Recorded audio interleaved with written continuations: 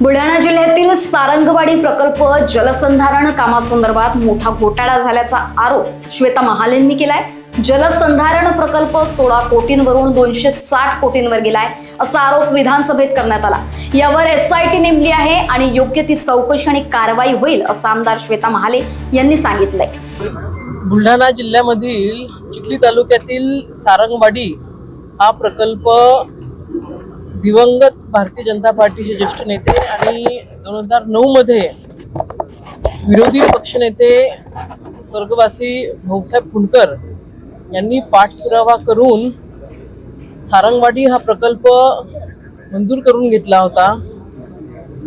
2009 मध्ये हा प्रकल्प जेव्हा मंजूर झाला होता त्यावेळेला या प्रकल्पाची पहिली प्रशासकीय मान्यता जी आहे ती 16 कोटीची होती आणि 2009 पासून तर 14 पर्यंत काँग्रेसच्या काळामध्ये हा प्रकल्प फक्त मंजूर झाला होता, प्रत्यक्ष काम हे सुरू झालं नव्हतं।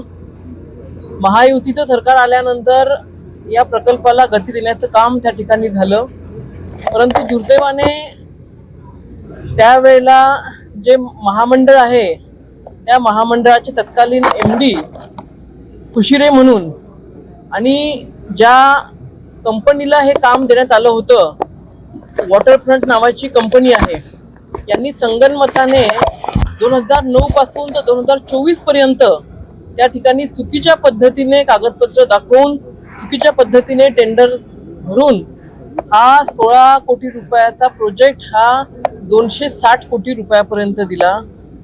आणि विशेष म्हणजे याच्यामध्ये प्रचंड अनियमितता आहे। वॉटरफ्रंट कंपनीच्या माध्यमातून कोर्टाने सुद्धा त्या ठिकाणी या कंपनीवरती ताशोरे ओढले होते, या कंपनीला निलंबित केलं होतं, परंतु MD खुशिरे यांनी ऑफ द रेकॉर्ड जाऊन या कंपनीला मदत केली आणि पुन्हा हे काम वॉटरफ्रंट कंपनीला देण्यात आलं। या संदर्भातली लक्षवेधी आज आम्ही लावली। मंत्री महोदयांनी या लक्षवेधीवरती SIT नेमलेली आहे, परंतु हा खूप मोठा भ्रष्टाचार त्या ठिकाणी वॉटरफ्रंट कंपनीचे संचालक सुनील मुंदडा, हर्षद मुंदडा आणि सोबत MD खुशिरे यांनी केलेला हा खूप मोठा भ्रष्टाचार आहे। SIT मंत्री महोदयांनी सांगितलंय की 3 महिन्यामध्ये या SITची चौकशी पूर्ण होऊन त्या ठिकाणी कठोर कारवाई त्या ठिकाणी केल्या जाईल। मला या ठिकाणी सांगावंसं वाटतं, आज जरी फक्त वॉटरफ्रंट कंपनी आणि MD खुशिरे दिसत असले तरी याच्या सोबत अजून महाराष्ट्रातल्या 2-3 कंपन्या आहेत। या 2-3 कंपन्या मिळून आणि खुशिरे मिळून एक मोठं नेक्सस महाराष्ट्रामध्ये त्यांनी तयार केलेलं आहे। असे बरेचसे प्रोजेक्ट्स आहेत महाराष्ट्रामध्ये की त्यांनी अवास्तव त्या ठिकाणी कागदपत्र दाखवून अवास्तव डिमांड त्या ठिकाणी केलेली आहे, मोठे मोठे टेंडर त्या ठिकाणी भरलेले आहे, प्रत्यक्ष काम मात्र कुठेही पाहिजे त्या पद्धतीने झालेलं नाहीये।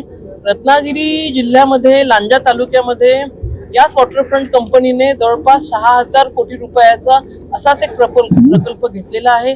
त्याही प्रकल्पामध्ये प्रचंड अनियमितता आहे, परंतु जेव्हा सारंगवाडीचा प्रकल्पाची SITची चौकशी होईल आणि ती चौकशी झाल्यानंतर जे काही तथ्य समोर येईल त्यावेळेला नक्कीच रत्नागिरी असेल किंवा मग वैभववाडी असेल, गंगाखेड असेल, या प्रत्येक ठिकाणचे भ्रष्टाचार हे त्या ठिकाणी पुढे येतील अशी त्या ठिकाणी पूर्ण खात्री आम्हाला आहे। लोकवाहिनी मीडियाकरिता अविनाश तोतळे, नागपूर।